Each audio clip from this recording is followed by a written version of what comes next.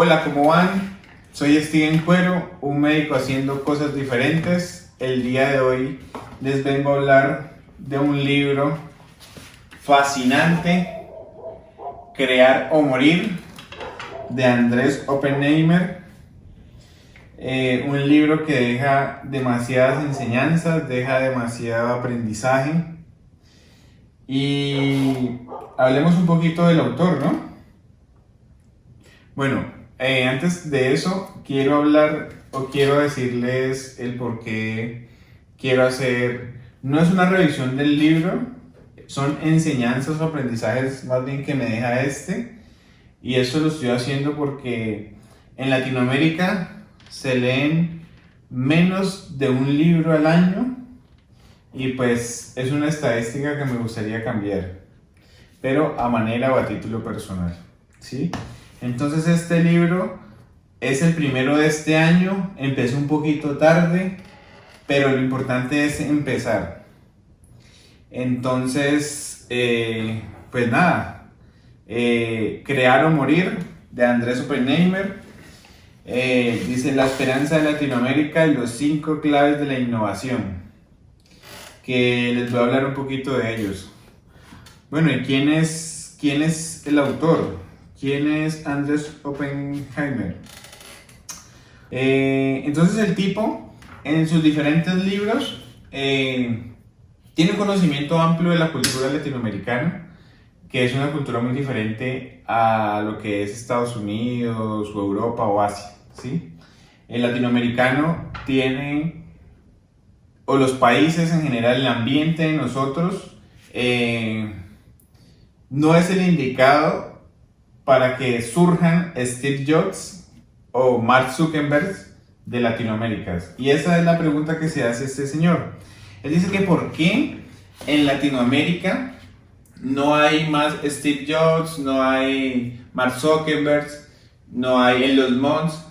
¿Por qué? O sea, ¿qué es lo que no tiene Latinoamérica que sí lo tienen Estados Unidos para generar este tipo de personas? Y ahí nos vamos a Silicon Valley. ¿Qué es lo que tiene Silicon Valley que hace que todo lo que hay un ecosistema de innovación, de ambiente, de crear empresa, que no lo tenemos acá? Y él dice que lo que tiene Silicon Valley básicamente es la gente. Hay gente con mucha cultura, o muchas culturas diferentes que se reúnen con un mismo objetivo. ¿Y cuál es ese? El de crear innovaciones o empresas. Pues obviamente cuando se crea una empresa exitosa, atrás de eso hay una cantidad de fracasos, pues, que en Latinoamérica esos fracasos son juzgados, o como es una especie de castigo, pues el fracasar en Latinoamérica es un pecado, por decirlo de una manera. En cambio, la tolerancia al fracaso que tiene Estados Unidos o en el ambiente de Silicon Valley, pues hace que la gente tenga más oportunidades para generar empresa, innovación y crear nuevos procesos o solucionar problemas. Entonces, eso es una de las preguntas que se hace Oppenheimer y así comienza su libro. En este libro hay una descripción fascinante de muchos innovadores latinoamericanos que han cambiado el mundo con sus innovaciones. Aquí hablan de drones, aquí hablan de impresión 3D, aquí ya se habla de fútbol. Por ejemplo, está la historia de Pep Guardiola, está la historia de cocineros como Gastón, Acuario Gastón. Historias fascinantes que uno se preguntaría cómo llega uno a pensar de esa manera, cómo hace uno para salirse, pues la frase cliché, salirse de tu zona de confort. Pero es que no encuentro otra manera de definir este tipo de formas como la gente sale adelante con la idea loca que tiene en la cabeza, pero que la hace realidad. Que no se queda en una idea, sino que se surge en el proceso y hace el esfuerzo, fracasa en muchas ocasiones, pero al final, cuando llegan al éxito, el fracaso simplemente es aprendizaje. Me acuerdo mucho que en alguna parte de este libro decía que en Silicon Valley la gente no habla mucho de su éxito, sino que habla más que todo de sus fracasos. Entonces, digamos, jóvenes, programadores, ¿sí? Ingenieros, que dicen, se mofan o se ríen de la cantidad de veces que han fracasado, y ese le da como un valor agregado a esa persona. O sea que si tú has tenido experiencias de fracasos, de proyectos que has tenido, hombre, vas por buen camino. Ese es el camino. Porque si uno no lo intenta y no fracasa y no aprende ese fracaso, es como vivir la vida de un libreto ya escrito, ¿sí? Ayudarle a alguien más en la empresa en la que uno trabaja a que cumpla su sueño y no cumplimos el de nosotros, que es lo que está matando hoy en día a los latinoamericanos. Pues mi país, Colombia, muchas historias de gente que quisiera hacer cosas diferentes con su vida, pero que definitivamente no se atreven por las obligaciones que llevan, porque no saben de qué manera ganarse la vida, y les toca, pues no sufrir, pero sí aguantarse cosas que no quisieran vivir en su trabajo, Entonces, bueno, para entrar en materia un poquito, este libro, como les dije, es fascinante, tiene son 10 capítulos, ¿sí? El prólogo es fascinante.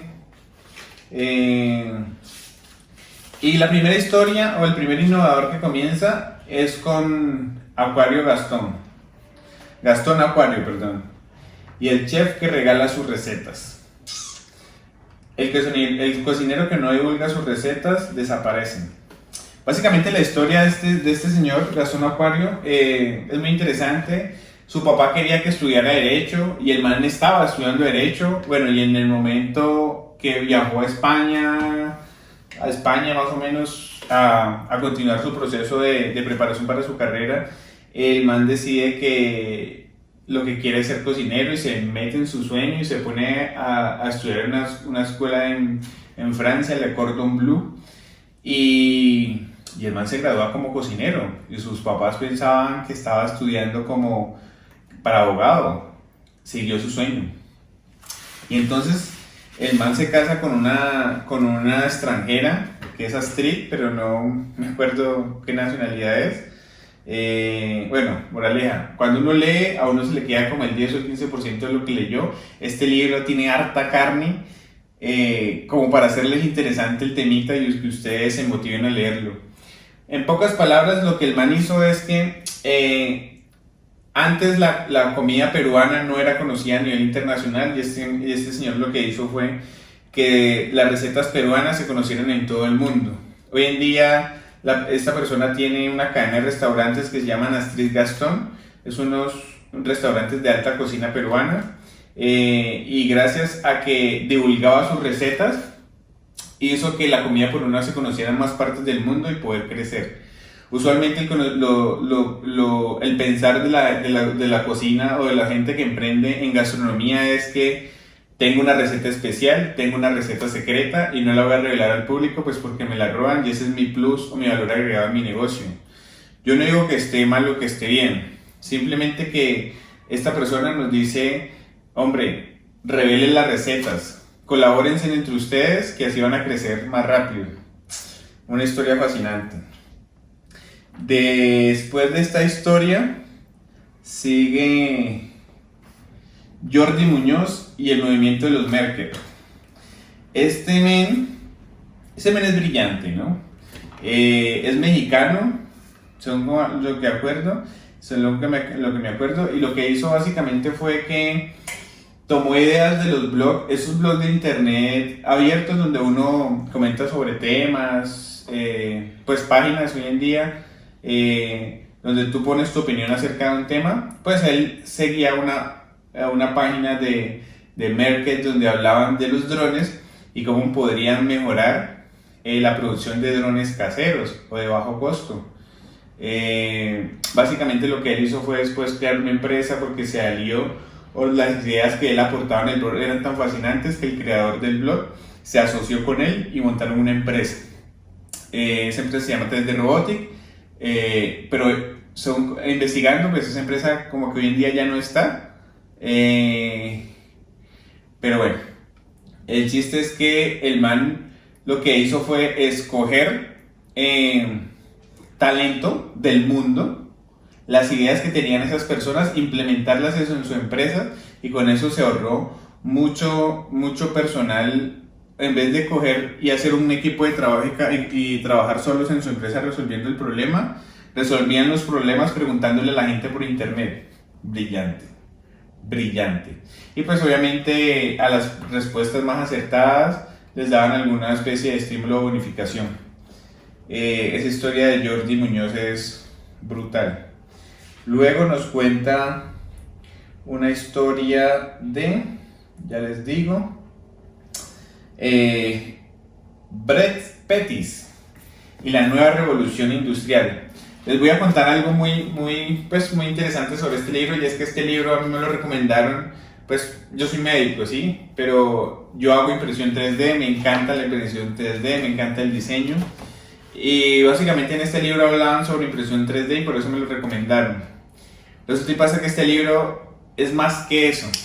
Una de sus historias es sobre impresión 3D, sobre este señor Brett Pettis.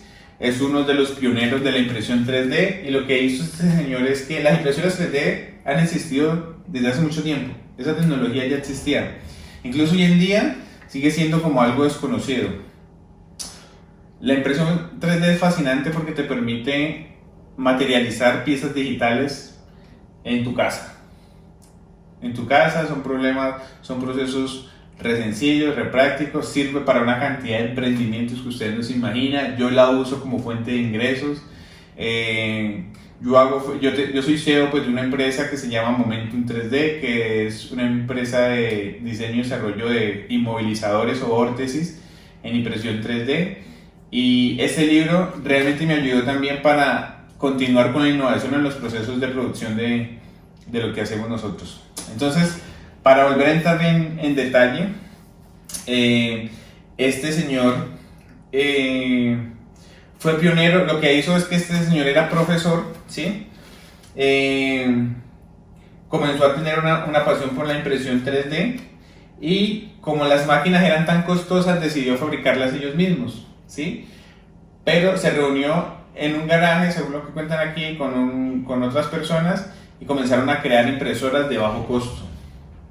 Al final él crea una empresa, esa empresa se vuelve rentable y esa empresa la vende a Stratasys. Hoy en día es una multinacional de impresión 3D, hacen máquinas geniales. Y pues es una historia de que si no puedes conseguir algo porque los precios pues muchas veces nos limitan, pues creemos algo a menor costo para que muchas personas lo puedan tener. Es como democratizar muchas cosas. Y aquí, y en medio de la historia, él cuenta otras cosas que te rompen la cabeza, realmente. Bueno, sigamos. ¿Qué otras cosas me enseña este libro? De ahí sigue con la historia de Rafael Yuste y los manipuladores del cerebro.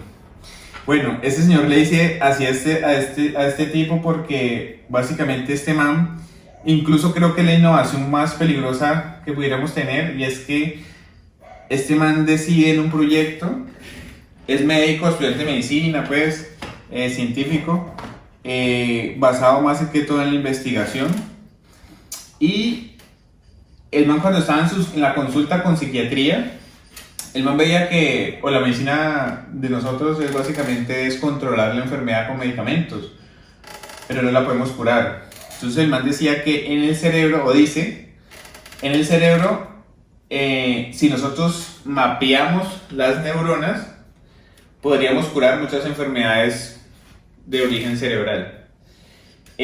Obama en una campaña que tuvo, no me acuerdo en qué año, escogió la idea de Rafael Yuste para mapear las neuronas, pues mapear las neuronas y con esto pues crear un sistema de curar enfermedades a través de la manipulación de estas neuronas, ¿sí? Realmente el proyecto se llama es crear un mapa de la actividad cerebral para curar enfermedades mediante la manipulación de las neuronas, ¿sí? Brillante. ¿Y por qué digo que es como la innovación más peligrosa? Porque de ahí pueden surgir muchas cosas, o lo que sale en ciencia ficción, que te van a poner un chip en la cabeza para que tomes decisiones orientadas a otras cosas, bueno, y demás. Seguimos con otra de las historias fascinantes que tiene este libro. Como les digo, es un libro que tiene mucha carne, que vale la pena leerlo. Bueno, yo en lo personal no sé mucho de fútbol, ¿sí? Pero la historia de Pep Guardiola me encantó. Y básicamente es el arte de innovar cuando se está ganando. Bueno, yo no sabía, Pep Guardiola fue un jugador de fútbol del mismo Barcelona, ¿sí? Bueno, en su carrera de futbolista tuvo un escándalo ahí. Al final después se volvió entrenador, pero como era un entrenador con poca experiencia, pues el Barcelona no le tenía como mucha fe. El chiste es que el tipo, cuando ingresó a ser el entrenador de ese equipo, en ese entonces jugaba Ronaldinho en el Barcelona y el tipo lo sacó, literal. Ahí en la historia dice que el man lo sacó del Barcelona por indisciplinado. Ahí les tiro ese datico, todo eso está aquí. Y el man analizaba mucho los contrincantes o los equipos pues rivales, ¿sí? Y el man lo que hizo con el Barcelona fue que a todos los jugadores no tenían una posición fija. Por ejemplo, el delantero, que el defensa, que el central, ¿sí? No. El man los ponía en cualquier posición, cosa que el rival no se esperaba cuál iba a ser la posición del jugador y cómo iban a atacar. Entonces, reclutó a Messi, ¿sí? Cuando fue entrenador ganaron muchísimos torneos pues bajo la custodia de él. Después se fue para el Bayern Múnich. Barcelona tuvo una caída pues por eso, pero en general fue un innovador y el arte de él era que mientras siguieran ganando, o sea, usualmente cuando a uno le está yendo bien, uno no piensa en cambiar las cosas porque uno dice, bueno, esa es la fórmula del éxito mío. Yo sigo haciendo las cosas sin cambiarlas porque esa es la fórmula mía. Y el man dice, no, por el contrario, cuando vos estás ganando es cuando tenés que seguir innovando para ir mejorando en los procesos y sigas siendo líder. Porque algo muy cierto que dice este libro es que si usted no innova en lo personal o en lo empresarial, te quedas en el pasado, y si te quedas en el pasado, pues mueres. De forma no literal, sino figurativa. Brutal, muchachos. Entonces, enseñanzas. Y ahí aprendí algo de fútbol, pues. Eso es lo que tienen de especial los libros, y es que te dan conocimiento de todo tipo, y pues si son temas que a ti te apasionan, mucho mejor. Oigan, esta historia. Branson, Moons y Kerrigan, y el arte de reinventarse. Charles Branson, multimillonario él, ¿sí? Dueño de una cantidad de empresas, todas con el apellido Virgin. El man comenzó como vendiendo discos, el man es como inglés, en Inglaterra. Ha emprendido en muchísimos campos donde no tenía ni idea, ¿sí? Por eso se ha reinventado. Una cantidad de fracasos también, pero esos mismos fracasos le hicieron surgir. El tipo se volvió multimillonario y ahora tiene una de sus empresas más importantes, se llama Virgin Galactic, y básicamente se trata de turismo espacial, donde hay en el libro que donde uno de los principales, o uno de los que está esperando para hacer el paseo pues por el espacio con aeronaves reutilizables, cosa que no hacía la NASA antes, que lo que Elon Musk ha hecho ahora con SpaceX, es Justin Bieber, que Justin Bieber quiere ir al espacio. Hay de daticos que demasiado interesantes. Entonces, Branson, innovador, se ha reinventado muchas veces, ahora está con ese proyecto. Elon Musk, saben que Elon Musk fue pues el creador de PayPal, en ese entonces fue la principal pasarela de pagos para compras por internet. ¿Sí? PayPal, si no estoy mal, lo compró Amazon.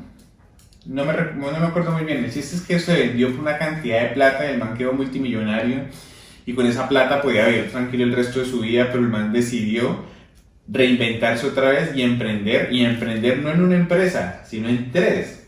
Una empresa de energía solar, de paneles solares, la otra era una empresa, Tesla, que todo el mundo la conoce, pero es su empresa más famosa, pero no es la más importante. Yo pienso que la más importante es SpaceX, que es la empresa donde hacen cohetes para ir al espacio, y el valor agregado de este man es que son reutilizables. Entonces la cantidad de plata que se ahorran es brutal. Y el man dice que básicamente tenemos que explorar el espacio porque no sabemos en qué momento la Tierra deje de ser viable para nosotros, y que cuando pase eso pues ya tengamos otras áreas exploradas pues de la humanidad para lograr hacer esto. Bueno, y para hacerles el cuento corto es que Elon Musk fue apoyado, primero explotaron sus cohetes muchas veces, como 3, creo que la cuarta fue la que pudo hacer que pues yo le digo cohete, pero no me acuerdo cómo se llama esa nave aeroespacial, y pudo llegar y sacarla al espacio y volverla a traer intacta, y después de ahí la NASA tuvo un contrato millonario con la NASA, y ahí el hombre ya se ha mantenido, recuperó todo su dinero, pues brutal.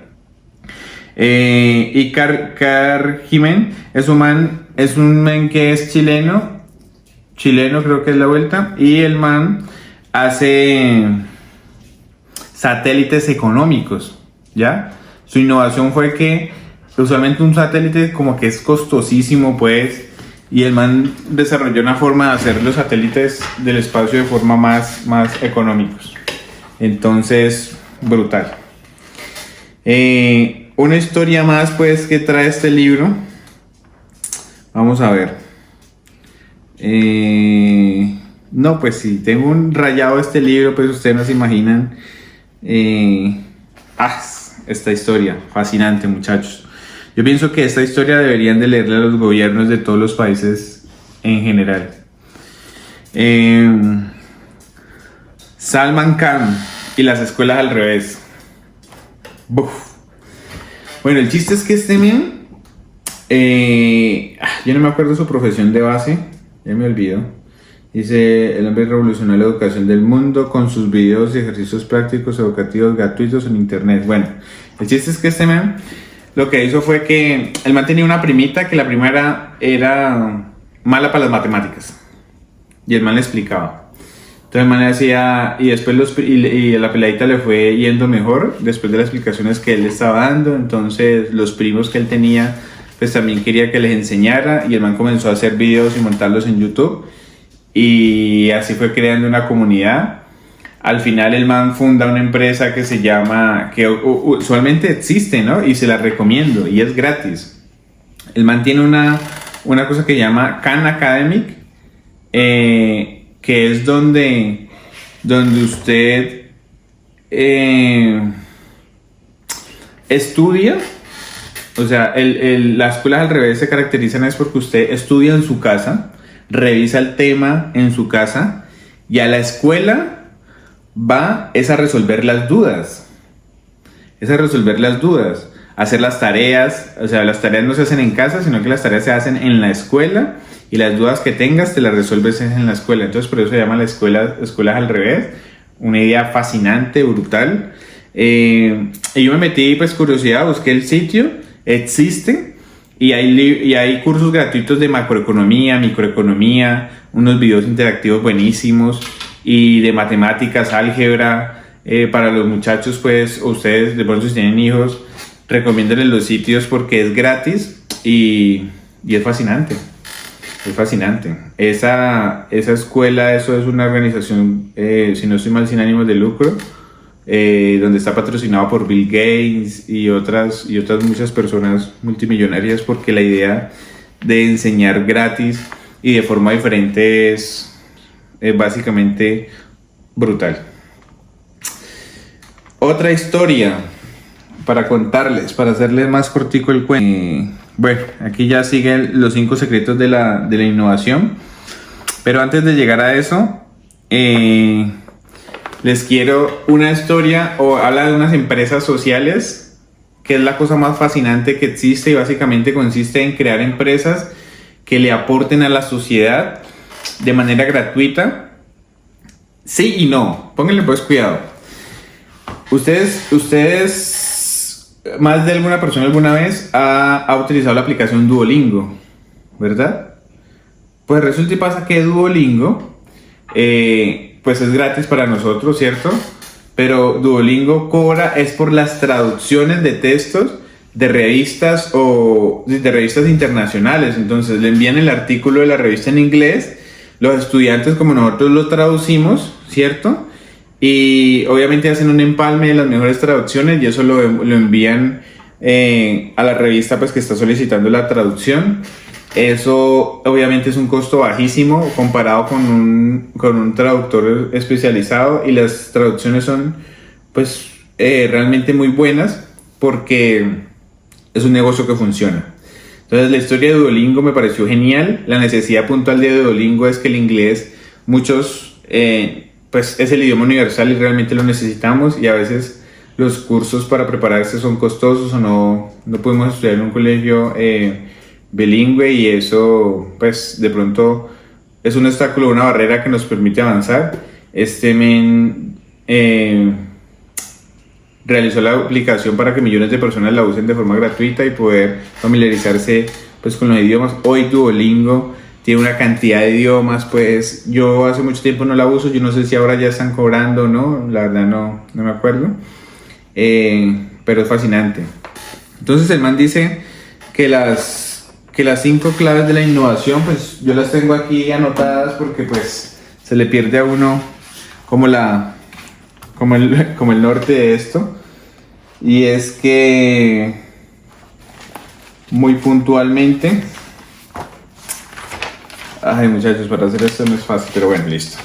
Entonces el man dice puntualmente: el primer secreto para innovar, dice que hay que crear una cultura de innovación, y con esto quiere decir que la creatividad tiene que ser colectiva, hay que globalizar a los innovadores o a los productores de cosas nuevas, así de la misma forma que nosotros engrandecemos o enaltecemos un Messi, un Cristiano Ronaldo, un James Rodríguez, o una Shakira, una Karol G, un Maluma, cualquier artista. De la misma manera se deberían glorificar las personas que están creando o haciendo cambios en el mundo. Realmente las personas que están haciendo un aporte más válido, más real, son poco conocidas porque lamentablemente nuestro sistema económico como orientan a los muchachos hoy en día, es más importante ser un influencer, un cantante, un futbolista, que ser científico, un programador, un innovador, porque, o sea, lo que él dice este man es que deberíamos premiar o hacer acciones para que existan más Mark Zuckerberg o Steve Jobs en Latinoamérica, y que se glorifiquen como tal, y no tanto a los artistas pues que nos generan entretenimiento, ¿sí? Lamentablemente hoy en día pues los muchachos quieren ser influencers y no quieren ser científicos o profesionales. No digo que esté mal o esté bien, sin embargo sería muy bueno que en Latinoamérica la gente pensara, o no en Latinoamérica en general, que nuestros hijos la universidad, yo pienso que la universidad es necesaria, algunas personas dicen que no, pero yo pienso que la universidad te abre o te facilita muchas puertas o te pone el conocimiento, te lo pone de una forma más fácil para poder aplicarlo.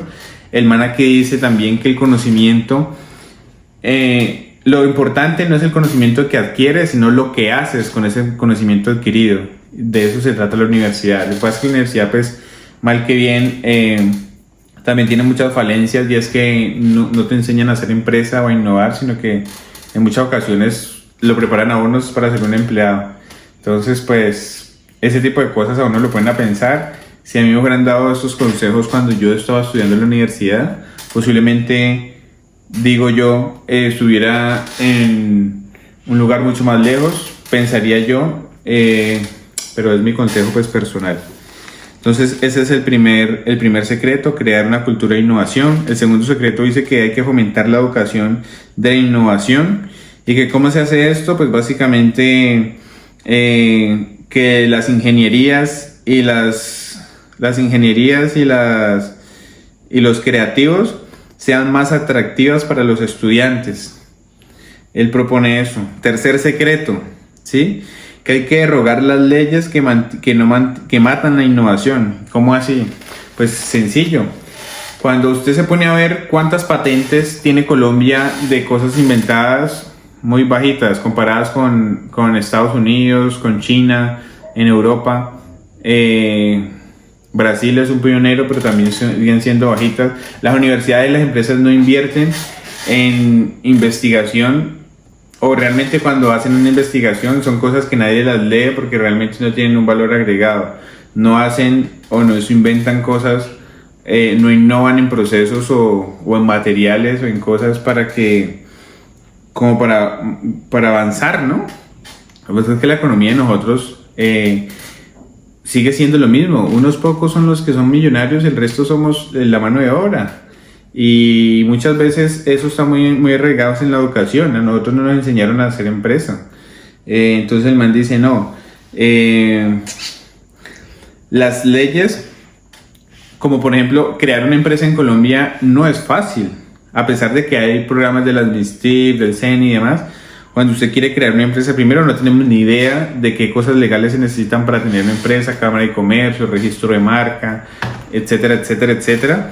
Uno lo va aprendiendo a medida que va investigando, pero el resto no tenés idea de cómo es el proceso, y son una cantidad de trámites y plata, pues, porque pues hay que invertirle a eso, que ustedes no se imaginan. En cambio, en Estados Unidos, en Silicon Valley, crear una empresa no es tan complicado, pues formal y legalmente. Los procesos son mucho menores. Entonces él dice que eso es uno de los secretos de la innovación. El cuarto secreto dice que es estimular la inversión en innovación, ¿sí? Los países que registran más patentes son los pioneros en inversión y en investigación. O sea, que usualmente cuando uno quiere emprender, a uno le toca endeudarse, porque no existe nadie que te diga, hombre, yo le voy a dar el capital a usted para que usted desarrolle su idea. Si fue exitoso, bien, y si fracasó, pues también. No. Nosotros no tenemos opción al fracaso. Y si usted se endeuda, toma un capital para apalancarse, para hacer empresa, y resulta y pasa que su empresa no es exitosa, te crucifican y te perjudican horrible, ¿sí? Y toman tus bienes personales como forma de garantizar la devolución de su dinero, y quedas vetado para otro préstamo, y ahí se acabó tu idea de innovar y quedaste jodido con una deuda gigantesca. Entonces, en Latinoamérica no es fácil emprender y no es fácil innovar, porque no hay empresas o inversionistas de riesgo que inviertan en las startups que podrían ser un éxito, pero que muchas veces se pierden porque no hay el factor económico que las impulse. Entonces, muchas empresas en Estados Unidos, las 95% de las empresas que invierten fracasan, pero hay un 5% de las empresas que se invierten que pagan las inversiones anteriores. Pero esa cultura no la tenemos en Colombia. Para que alguien crea en tu idea, en tu proyecto, es muy difícil. Así te toca, como hago yo, usualmente tener un trabajo y con ese trabajo, los recursos que consigues, apalancar tu emprendimiento y seguir y soñar hasta que tu idea pegue. Y por último, quinto secreto de la innovación, dice que hay que globalizar la innovación con procesos colaborativos y abiertos, como el caso de Jordi, el de los drones, que utilizó el conocimiento general de muchas empresas, de muchas personas que participan en blogs y aportan o solucionan problemas desde los blogs, para que su empresa avance y de una idea genial. Entonces, estos fueron como las 5 enseñanzas que nos deja Crear o Morir, de Oppenheimer. Un libro recomendadísimo, fascinante. Es el primero de muchos. Termino este libro y comienzo otro que se llama Salón 8 de Yokoi Kenji. Todavía lo tengo empaquetadito. Y así le voy a ir montando o dándole mi punto de vista de cada libro que me lea. La invitación es que tomen el hábito de leer. Muchas veces nos enfrascamos o por el tiempo, o le dedicamos mucho tiempo a redes sociales, y pienso que el hábito de leer es un hábito ganador. Cuando ustedes se ponen a revisar las biografías de la gente que es exitosa en el mundo, se darán cuenta que todos coinciden con esto: un libro. Hay una frase muy cliché que yo sé que la han escuchado, que dice que uno es el resultado de las 5 personas con las que más se rodea, ¿no? Una frase muy cierta, y cuando tú quieres rodearte de gente que te aporte algo en la vida, pues estas personas son estos que están aquí. Porque muchas veces no tenemos la oportunidad de hablar con un Steve Jobs, con un Mark Zuckerberg, con gente muy exitosa, pero realmente la oportunidad está en un libro. Básicamente en el libro están las memorias sobre el aprendizaje de mucha gente famosa. Incluso en los libros podemos hablar con los muertos. Cuando usted deja un legado de cómo fue la ruta de éxito en usted en un libro, eso le va a servir de aprendizaje para otra persona, y es como yo hoy en día me estoy educando para saber qué hicieron los demás para ser exitosos, y yo tomar de cada persona un pedacito y yo crear mi propia ruta. Entonces, eso fue todo. Soy Steven Cuero, un médico haciendo cosas diferentes. Les dejo este librito, Crear o Morir, de Oppenheimer. Brutal, recomendadísimo. Chao, chao, un abrazo. Recuerden compartir este video, suscribirse, y darle en la campanita para que cuando salgan los otros libros que me estoy leyendo, pues no se pierdan de nada. Gracias, un abrazo.